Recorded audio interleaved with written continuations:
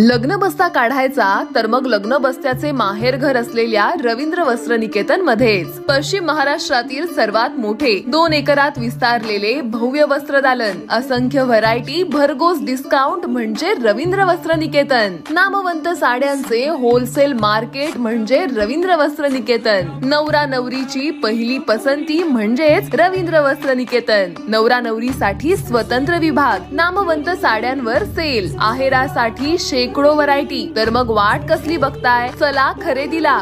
रवींद्र वस्त्र निकेतन, सलगरे, तालुका मिरज, जिल्हा सांगली। प्रत्येक बातमीतील घटनेच्या वास्तविकतेची तुलना थेट पाहत रहा सांगली अपडेट।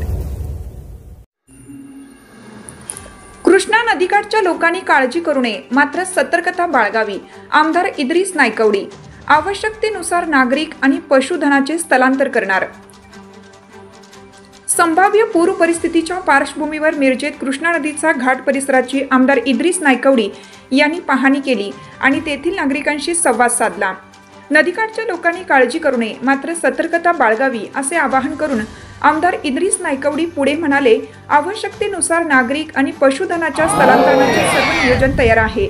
महसूल प्रशासन, पोलीस, महापालिका प्रशासन आणि आरोग्य यंत्रणा सज्ज असून कोणत्याही परिस्थितीचा सामना करण्यासाठी शासन आणि प्रशासन तयार आहे, असंही आमदार इद्रिस नायकवडी यांनी यावेळी सांगितलं।